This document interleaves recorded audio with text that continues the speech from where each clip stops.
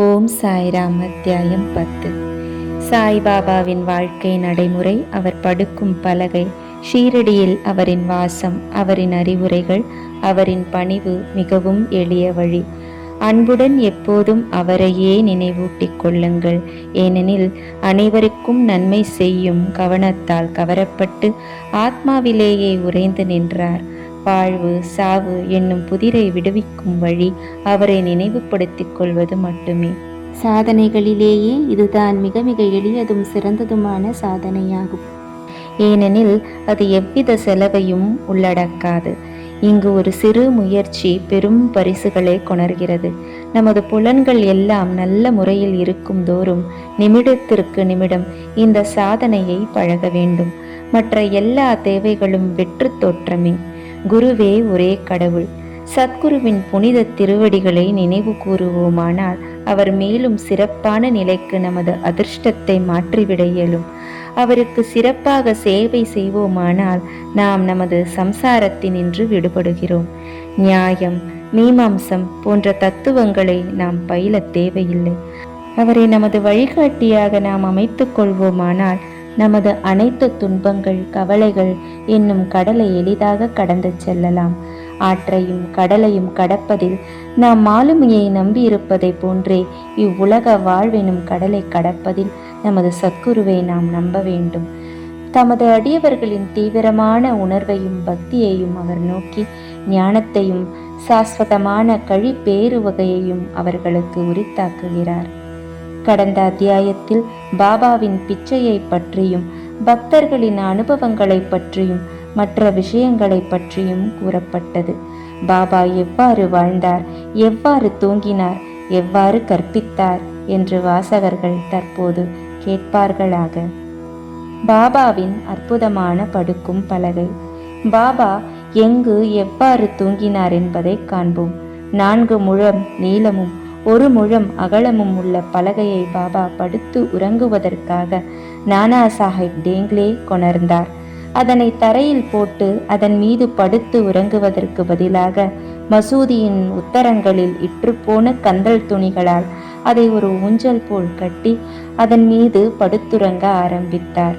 எப்படி பாபாவின் உடலை அது தாங்குகிறது என்பது ஒருபுறம் இருக்க, தனியாக படுக்கையையே தாங்குவது பிரச்சனையாக உள்ள அளவுக்கு மெல்லியதாகவும் இற்றுப்போயும் அக்கந்தல் துணி இருந்தது. ஆனால் எவ்விதமாகவோ பாபாவின் லீலையால் மட்டுமே அக்கந்தல் துணி பாபாவின் கணத்துடன் பலகையையும் தாங்கவே செய்தது. பலகையின் 4 மூலைகளிலும் மூளைக்கொரு மண்விளக்கு வீதம் ஏற்றி இரவு முழுவதும் எரிந்து கொண்டிருக்கும்படியாக வைப்பார். இப்பலகையின் மீது பாபா அமர்ந்து கொண்டிருப்பதையோ துயின்று கொண்டிருப்பதையோ கண்ணுறும் தரிசனமானது தேவர்களுக்கும் கிடைப்பதற்கு அரியதொன்றாகும். அதில் பாபா எங்கனம் ஏறி இறங்கினார் என்பது அனைவருக்கும் வியப்பை விளைவிப்பதாயிருந்தது. இதனை அறியும் ஆர்வத்துடன் பாபா ஏறுவதையும் இறங்குவதையும் காண்பதற்காக பல கவனமுள்ள பார்வையாளர்கள் பார்த்து கொண்டிருந்த போதிலும் ஒருவரும் அதனை காண்பதில் வெற்றி பெறவில்லை. இவ்விசித்திரமான அருஞ்செயலை நுணுக்கி காண்பதற்காக கூட்டம் அதிகரிக்கவே ஒரு நாள் பாபா பலகையை துண்டு துண்டாக உடைத்து எரிந்து விட்டார். 8 விதமான மகா சிக்திகளும் பாபாவின் ஆணையில் இருந்தன. அவர் அவைகளை ஒருபோதும் பயிற்சிக்கவோ அல்லது அவைகளுக்காக ஏங்கவோ இல்லை. அவைகள் பாபாவின் முழுமையினால் தாமாகவே அவரை வந்தெய்தின. பிரம்மத்தின் உருவ வெளிப்பாடு. 5 அடி 3 அங்குல உயரமுள்ள மனிதனைப் போல் பாபா தோற்றமளித்தாலும் அனைவரின் இதயத்திலும் அவர் வாழ்ந்தார். அந்தரங்கமாக அவர் பந்தமற்றவராகவும் அக்கறையற்றவராகவும் இருந்தாலும் பகிரங்கத்தில் பொதுமக்களின் நலத்தை விரும்பினார். அகத்திலே மிகவும் ஆர்வமற்றவராக இருப்பினும் புறத்தில் தமது பக்தர்களுக்காக ஆசைகள் நிரம்ப பெற்றவராக இருந்தார். உள்ளே சாந்தத்தின் இருப்பிடமாக அவர் இருப்பினும் வெளியில் இருப்பு கொள்ளாதவராய் இருந்தார். அந்தரங்கமாய் பிரம்மானந்த நிலையை அவர் எய்தியவராய் இருந்தார். பகிரங்கமாய் பிசாசை போன்று நடந்து கொண்டார். அந்தரங்கமாய் அவர் அத்வைதத்தை விரும்பினார். பகிரங்கமாய் உலகோடு கட்டுப்பட்டவராய் இருந்தார். சில நேரங்களில் அனைவரையும் பாசம் ததும்ப நோக்கினார். சில சந்தர்ப்பங்களில் அவர்கள் மீது கற்களை விட்டெறிந்தார். சில சமயம் அவர்களை கடிந்து கொண்டார், சில சந்தர்ப்பங்களில் அவர்களை அன்புடன் அரவணைத்தார். அமைதியாகவும் பதட்டமற்றவராகவும் பொறுமையுள்ளவராகவும் நல்ல சமநிலை உள்ளவராகவும் இருந்தார். ஆத்மாவிலேயே உறைந்து அதனாலேயே கவரப்பட்டு அதன்வயமாக ஆனார். தமது பக்தர்களுக்காக செய்ய வேண்டியவற்றை நன்கு செய்து முடித்தார். எப்போதும் அவர் ஒரே ஆசனத்தில் அமர்ந்திருந்தார். ஒருபோதும் பிரயாணம் செய்யவில்லை. அவரது தண்டம் சிறு குச்சியே ஆகும். அதை எப்போதும் தமது கையில் எடுத்துச் சென்றார். சாந்தமாகவும் எண்ணங்களிலிருந்து விடுபட்டவராகவும் இருந்தார். செல்வத்தையும் புகழையும் அவர் லட்சியம் செய்யாது பிச்சை எடுத்தே வாழ்ந்தார். இத்தகைய வாழ்க்கையையே அவர் நடத்தினார். அல்லாஹ் மாலிக், இறைவனே எஜமானர் என்று அவர் எப்போதும் சொல்லிக் கொண்டிருந்தார். அடியவர்களிடம் அவர் கொண்டிருந்த அன்பு ஏராளமானதும் தடையற்றதும் ஆகும். ஆத்ம ஞான சுரங்கமாகவும் பரமானந்தம் முழுமையும் நிரம்ப பெற்றவராகவும் இருந்தார். சாய்பாபாவின் தெய்வீக ரூபம் இத்தகையது. அத்தகைய எல்லையற்ற முடிவற்ற பாகுபாடற்ற புல் பூண்டிலிருந்து பிரம்மா வரையிலுள்ள பிரபஞ்சம் அனைத்தையும் அரவணைக்கும் ஏக தத்துவமே சாய்பாபாவாக அவதரித்தது. உண்மையில் தகைமையும் நல்ல அதிர்ஷ்டமும் பெற்ற மக்கள் சாய்பாபா என்ற பொக்கிஷ புதையலை பெற்றனர். உண்மையான மதிப்பை அறியாதவர்கள் அவரை ஒரு மனிதனாக, சாதாரண மானிட பிறவியாக கருதுகிறார்கள். அவர்கள் உண்மையிலேயே பரிதாபத்திற்கு உரியவர்கள் ஆகிறார்கள். பாபாவின் ஷீரடி வாசமும் பிறந்த ஆண்டு பற்றிய அனுமானமும். சாய்பாபாவின் சரியான பிறந்த நாளையும் அவரது பெற்றோரையும் ஒருவரும் அறியார்கள். அவரது ஷீரடி வாசத்திலிருந்து அதை ஏறக்குறைய தீர்மானிக்கலாம். அவர் 16 வயது பாலகனாக இருக்கும்போது முதலில் ஷீரடிக்கு வந்தார். 3 ஆண்டுகள் அங்கு தங்கியிருந்தார். பின்னர் திடீரென்று சில காலம் மறைந்து விட்டார். சிறிது காலத்துக்கு பின் நைஜாம் அவுரங்காபாத்துக்கு அருகில் 20 வயது நிரம்பி இருக்கும்போது தோன்றினார். மீண்டும் ஷீரடிக்கு சாந்த் பாட்டீலின் கல்யாண கோஷ்டியுடன் திரும்பினார்.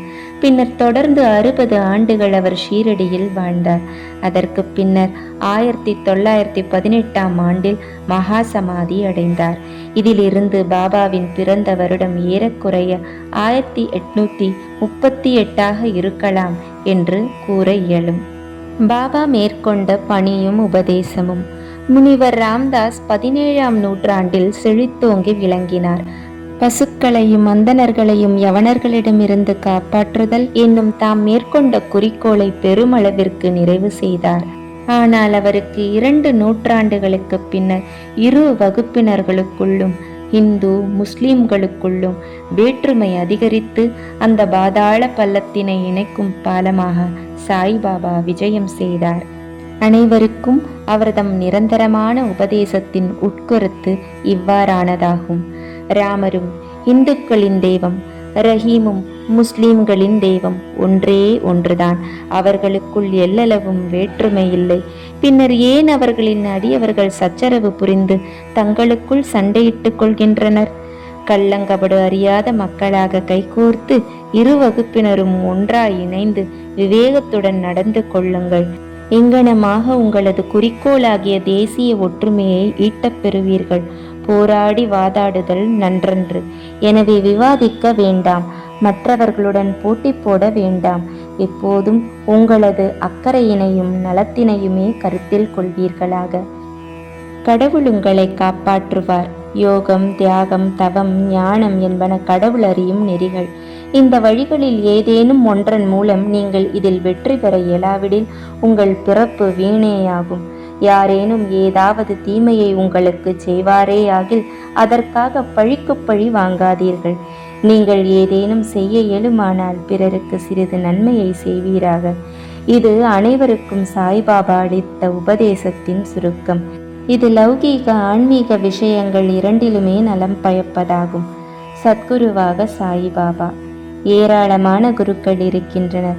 தங்கள் கரங்களில் ஜால்ரா, தாளக்கருவி, வீணை சகிதம் வீடுதோறும் சென்று தமது ஆத்மீகத்தை படாடோபம் செய்து கொள்ளும் குருக்கள் உண்டு.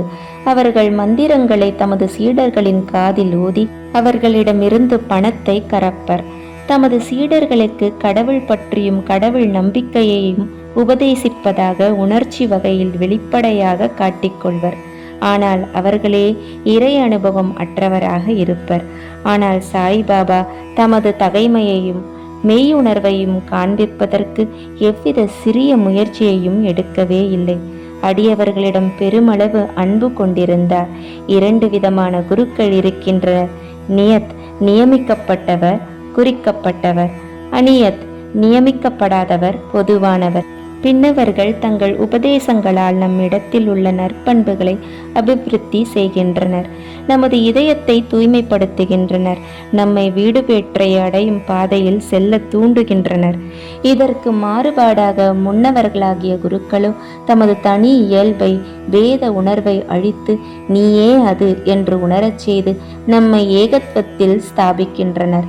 பல்வேறு வகையான உலக நியாயத்தை அளிக்கும் பல திறத்தான குருக்கள் இருக்கின்றனர். ஆனால் நம்மை நமது இயற்கையில், ஆத்மாவில் நிலைப்படுத்தி உலக வாழ்வினும் சாகரத்துக்கு அப்பால் நம்மை சுமந்து செல்பவரே சத்குரு எனப்படுவார். சாய்பாபா அத்தகைய ஒரு சத்குரு ஆவார். அவருடைய பெருமையை விவரிக்க இயலாது. யாரேனும் பாபாவின் தரிசனத்தை பெறச் சென்றால் கேட்கப்படாமலேயே அவரது கடந்த கால, நிகழ்கால, எதிர்காலங்களின் ஒவ்வொரு விவரத்தையும் உரைப்பார். எல்லா ஜீவராசிகளிடமும் அவர் தெய்வீகத்தை கண்டார். நண்பர்களும் பகைவர்களும் அவருக்கு ஒன்றே. அவாவற்றவராகவும் சமன் செய்யப்பட்டவராகவும் இருந்த அவர் தீயோருக்கும் கட்டுப்பட்டு செவி சாய்த்தார். சுபிட்சத்திலும் எதிரடையான சூழ்நிலைகளிலும் அவர் ஒரே மாதிரியாய் இருந்தார். எப்போதும் எவ்வித ஐயமும் அவரை தீண்டவில்லை. இவ்வுடம்பில் அவர் இயங்கினாரெனினும் எள்ளளவும் தமது உடம்பிலேயோ வீட்டிலேயோ பற்றற்றவராகவே இருந்தார். உடலுரு கொண்டு அவர் தோற்றமளித்தாலும் உண்மையில் அருவுருவமானவர், அதாவது இந்த வாழ்க்கையிலிருந்தே விடுதலையானவர். அத்தகைய சாயியை தங்கள் கடவுளாக வழிபட்ட ஷீரடி மக்கள் ஆசீர்வதிக்கப்பட்டவர்கள். அவர்கள் உண்ணும் போதும் அருந்தும் போதும், புழக்கடையிலும் வயலிலும் மற்ற பிற இல்லற தர்மங்களை செய்யும் போதும் சாயியை நினைவு கூர்ந்தார்கள். அவர்தம் புகழை பாடினார்கள். சாயியை தவிர பிறிதொரு கடவுளை அவர்களுக்கு தெரியாது. ஷீரடியில் வசித்த பெண்களின் அன்பின் இனிமையை எங்கனம் விவரிக்க முடியும்? அறியாதவர்களாக இருப்பினும் அவர்களின் தூய அன்பு எளிய கிராமிய மொழியில் பாபாவின் புகழை கவிதையாகவும் தெம்மாங்கு பாடலாகவும் பாட உணர்வூட்டியது. எழுத்தறிவு அவர்களிடம் இல்லையாயினும் உண்மை கவித்துவத்தை அவர்களின் எளிமையான பாடல்களில் தெளிவாக உணர முடியும்.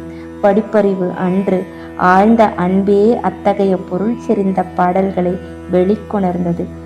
அப்பாடல்கள் அனைத்தும் சாய் மீது கொண்ட ஆழ்ந்த அன்பின் வெளிப்பாடே. சற்றே அறிவு கூர்மையுள்ள ஆர்வலரால் அவற்றை உணர்ந்து இன்புற முடியும். இந்த கிராமிய பாடல்களை சேகரித்து தொகுப்பது மிகவும் அவசியமான ஒன்று. பாபாவின் விருப்பத்தால் அதிர்ஷ்டமுடைய பக்தர் எவரேனும் இப்பணியை மேற்கொண்டு சாய்லீலா சஞ்சிகையிலோ அல்லது தனி புத்தகமாகவோ பிரசுரிக்கலாம். பாபாவின் பணிவுடைமை. பரமாத்மா அல்லது கடவுள் 6 குணாதிசயங்களை உடையவராக கூறப்படுகிறது. அதாவது புகழ், செல்வம், பற்றின்மை, ஞானம், பேராற்றல், வள்ளன்மை ஆகியவை ஆகும். பாபா இவை அனைத்தையும் தன்னிடத்துடையவராக விளங்கினார். இவ்வுடம்பில் அடியவர்களுக்காக அவதரித்தார். அவரது அருளும் அன்பும் அதிசயக்கத்தக்கவை. ஏனெனில் தமது அடியவர்களை தம்மிடம் ஈர்த்து இழுத்தார். இல்லாவிடில் யார்தான் அவரை அறிந்திருக்க இயலும்? அவர் தமது பக்தர்களின் பொருட்டாக வாக்கின் தெய்வம் சரஸ்வதி தேவி கூட உரைக்கத் துணியாத அத்தகைய சொற்களை அவர் கூறினார். அதற்கு இதோ ஓர் உதாரணம். மிகவும் எளிமையுடன் அவர் கூறியது பின்வருமாறு: நான் அடிமைகளுக்குள் அடிமை, உங்களுக்கு கடன்பட்டவன். உங்களது தரிசனத்திலேயே திருப்தி அடைகிறேன். தங்களது திருவடிகளை தரிசிக்கும் பெரும் பாக்கியம் பெற்றேன். நான் தங்களது மலத்தில் உள்ள ஒரு புழு. அங்கனமாகவே என்னை நான் ஆசிர்வதிக்கப்பட்டவனாக கருதுகிறேன். எத்தகைய பணியுடைமை! இதை பிரசுரிப்பதன் மூலம் சாய்க்கு எத்தகைய அவமரியாதையாவது செய்யப்பட்டது என்று எவரேனும் நினைப்பாரை ஆகில் அவர்களிடம் மன்னிப்பை வேண்டிக் கொள்கிறோம். இதற்கு பிராயச்சித்தமாக பாபாவின் நாமத்தை பாடி ஜபிப்போமாக. பாபா வெளிப்படையாக உணர்ச்சி நுகர்வுக்கூறு மற்றும் பொருட்களால் மகிழ்பவர்கள் போல தோன்றினாலும் அவருக்கு அவைகளின் எள்ளளவும் தனிச்சுவை திறமோ அவைகளை மகிழ்ந்து அனுபவிக்கும் பிரக்ஞையோ இருந்ததில்லை. அவர் உண்டாரெனினும் சுவை அறியவில்லை, பார்த்தாரெனினும் பார்த்தவைகளில் அவர் எவ்வித விருப்பையும் உணர்ந்திருக்கவில்லை. காம உணர்வுகளை பற்றி கருதுங்கால் அவர் ஹனுமானை போன்று பூரண பிரம்மச்சாரி ஆவார். எதன்பாலும் பற்றற்றவராகவும் இருந்தார். அவரே தூய உணர்வுகளின் திரளாகவும் ஆசை, கோபம், மற்ற உணர்ச்சிகள் அடங்கி அமைதியுறும் இடமாகவும் திகழ்ந்தார். சுருக்கமாக அவர் அவாவற்றவர், கட்டற்றவர், முழு நிறைவானவர். இக்கூற்றை சித்தரிக்கும் வகையில் ஒரு அதிசய நிகழ்ச்சியை கூறலாம். நானாவளி. ஷீரடியில் நானாவளி என்ற பெயரில் தனிப்போக்குள்ள விசித்திரமான மனிதன் ஒருவன் இருந்தான். அவன் பாபாவின் வேலைகளையும் காரியங்களையும் கவனித்து வந்தான். ஒரு முறை அவன் ஆசனத்தில் அமர்ந்திருந்த பாபாவிடம் சென்று தான் அதில் உட்கார வேண்டியிருப்பதால் பாபாவை எழுந்திருக்கும்படி கூறினான். பாபா உடனடியாக எழுந்திருந்து தாம் அமர்ந்திருந்த ஆசனத்தை காலி செய்தார். அதில் அவன் அமர்ந்து கொண்டான். சிறிது நேரம் அமர்ந்திருந்த பின்னர் அவன் எழுந்திருந்து பாபாவை அமர்ந்து கொள்ளச் சொன்னான். பாபா ஆசனத்தில் அமர்ந்தார். பிறகு அவன் பாபாவின் பாதங்களில் வீழ்ந்து நமஸ்கரித்து விட்டு சென்று விட்டான். தாம் அதிகாரம் செலுத்தப்பட்டதிலும் வெளியேற்றப்பட்டதிலும் பாபா எல்லளவும் வருத்தம் அடையவில்லை. இந்த நானாவளி பாபாவை மிகவும் நேசித்தான். பாபா மகா சமாதி எய்திய 13வது நாள் தாமும் சமாதி அடைந்தான். மிகவும் எளிய வழி. முனிவர்களுடைய கதைகளை கேட்பதும் அவர்களின் சத்சங்கத்தில் இருப்பதும் புறத்தில் சாய்பாபா சாதாரண மனிதர் போல் நடித்தாலும் அவரது செய்கைகள் அவரது அசாதாரண புத்தி சாதுரியத்தையும் திறமையையும் காண்பித்தன. அவர் எதை செய்த போதிலும் அவைகள் அடியவர்களின் நன்மை கருதியே செய்யப்பட்டன. தமது அடியவர்களுக்காக சுவாச நியமத்தையோ அல்லது எத்தகைய வழிபாட்டு முறையையோ அவர் வகுத்துரைக்கவில்லை, அல்லது எவ்வித மந்திரத்தையும் எவர் காதிலும் அவர் ஓதவில்லை. எல்லாவித புத்திசாலித்தனத்தையும் விட்டொழித்துவிட்டு எப்போதும் சாயி சாயி என்று ஞாபகமூட்டிக் கொள்ளும்படி அவர்களிடம் கூறினார். இதை செய்வீர்களானால் உங்களது கட்டுக்களெல்லாம் விடுபட்டு விடுதலை அடைவீர்கள் என்று உரைத்தார். 5 நெருப்புகளிடையே அமர்தலும் யாகங்களும் பாராயணங்களும் அஷ்டாங்க யோகங்களும் அந்தணர்களால் மட்டுமே எழுவதாகும். மற்றைய வகுப்பினருக்கு அவைகளால் எவ்வித பலனும் இல்லை. மனதின் தொழில் நினைப்பதாகும். எண்ணமின்றி அது ஒரு நிமிடமும் இருக்க முடியாது. புலன் உணர்விற்கு சார்பான பொருளை அதற்கு நீங்கள் அளித்தால் அதை பற்றி நினைக்கும். அதற்கு குருவை அளித்தால் அது குருவை பற்றி எண்ணமிடும். நீங்கள் மிக்க கவனத்துடன் சாயியின் பெருமையையும் பேராற்றலையும் கேட்டீர்கள். இதுவே சாயியை இயற்கையாக நினைவூட்டிக் கொள்ளுதலும் வழிபடுவதும் கீர்த்தனை செய்வதும் ஆகும். மேலே கூறப்பட்ட மற்ற சாதனைகளைப் போன்று இக்கதைகளை கேட்பது என்பது அவ்வளவு கடினமானது அல்ல. இக்கதைகள் சம்சாரம் என்னும் பயத்தை அழித்து உங்களை ஆத்மீக பாதையில் அழைத்துச் செல்கின்றன. எனவே இக்கதைகளை கவனத்துடன் கேளுங்கள், அவைகளை தியானியுங்கள், அவைகளை ஜீரணித்துக் கொள்ளுங்கள். இம்முறை பின்பற்றப்பட்டால் அந்தணர்கள் மட்டுமின்றி பெண் இனமும் கீழ்குலத்தோரும் தூய்மை அடைந்து புனிதமடைவர். நீங்கள் உங்களது உலக கடமைகளை செய்து கொண்டோ கவனித்து கொண்டோ இருக்கலாம். ஆனால் உங்களது மனதை சாய்க்கும் அவரின் கதைகளுக்கும் அளித்து விடுங்கள். பின்னர் அவர் உங்களை ஆசிர்வதிப்பது நிச்சயமாகும். இதுவே மிகவும் எளிமையான வழியுமாகும். எனினும் அனைவரும் ஏன் அதை பின்பற்றவில்லை? காரணம் என்னவென்றால் கடவுள் அருளின்றி முனிவர்களின் கதைகளை கேட்கும் ஆர்வம் நமக்கு வருவதில்லை. கடவுள் அருளால் எல்லாம் தட்டுத்தடங்களின்றியும் எளிதாகவும் நடந்தேறுகிறது. முனிவர்களின் கதைகளை கேட்பது என்பது ஒரு வழியில் அவர்களின் சத்சங்கத்தை பெறுதலை நிகழ்ப்பதாகும். முனிவர்களின் கூட்டுறவின் முக்கியத்துவமானது மிகவும் பெரியது. நமது உடல் உணர்வையும் அகங்காரத்தையும் அகற்றி பிறப்பு இறப்பு என்னும் சங்கிலி தொடர்ச்சியை அறவே அழிக்கின்றது. இதய முடிச்சுகளை எல்லாம் துண்டாக அறுத்துவிட்டு தூய உணர்வான கடவுளிடத்திலேயே நம்மை அழைத்துச் செல்கிறது. புலன் உணர்வு விஷயங்களை பற்றி நமது அவாவின்மையை நிச்சயம் அதிகரித்து இன்ப துன்பங்களை நாம் முழுவதும் லட்சியம் செய்யாதவராக்கி ஆத்மீக பாதையில் மென்மேலும் நம்மை அழைத்துச் செல்கின்றது. நாமஸ்மரணம், வழிபாடு அல்லது பக்தி போன்ற சாதனைகள் உங்களிடம் இல்லையாயினும் ஞானிகளிடம் உங்கள் முழு இதயத்தோடு சரணாகதி அடைவீர்களானால் இவ்வுலக வாழ்வெனும் பெருங்கடலுக்கு அப்பால் அவர்கள் நம்மை பத்திரமாக இட்டுச் செல்வார்கள். இக்காரணத்துக்காகவே முனிவர்கள் உலகில் அவதரிக்கிறார்கள். உலகத்தின் பாவங்களை அடித்துச் செல்லும் கங்கை, கோதாவரி, கிருஷ்ணா, காவேரி முதலிய புனித ஆறுகள் கூட முனிவர்கள் ஸ்நானத்திற்காக தங்களிடம் வர வேண்டும் என்று, தங்களை புனிதப்படுத்த வேண்டுமென்றும் விரும்புகின்றன. முனிவரின் பேராற்றல் அத்தகையது. முந்தைய பிறவிகளில் நாம் செய்த நற்கருமங்களின் சேமிப்பு குவியல்களால் நாம் சாயிபாபாவினுடைய திருவடிகளை அடைய பெற்றோம். சாயியின் ரூப தியானத்துடன் இந்த அத்தியாயத்தை நாம் முடிக்கின்றோம். அத்தகைய சுந்தரமான அழகு படைத்த சாயி மசூதியின் விளிம்பில் நின்று கொண்டு உதியை ஒவ்வொரு பக்தருக்கும் அவரவர் நன்மையை கருத்திற்கொண்டு விநியோகித்துக் கொண்டிருக்கிறார். இவ்வுலகை வெறுமையாய் கருதி பரமானந்தத்திலேயே எப்போதும் திளைத்து கொண்டிருக்கும் அவர் முன்னால் வீழ்ந்து வணங்குகிறோம். ஸ்ரீ சாயியை பணிக. அனைவருக்கும் சாந்தி நிலவட்டும். ஜெய் ஜெய் சாய்ராம்.